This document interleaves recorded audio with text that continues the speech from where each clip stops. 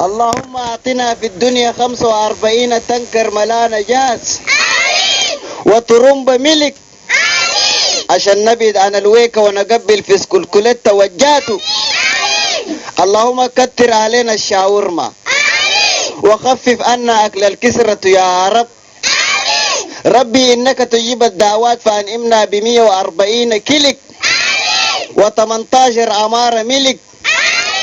اللهم نسألك أبيارا من البنزين.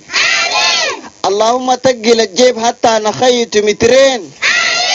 الله ربي أسألك 15 طيارة جوية. اللهم أوهب لي 17 باخرة سياحية. اللهم كتر علينا النعم. أوهب لنا 3 مليون فدان سمسم و7,000 فدان فول سوداني.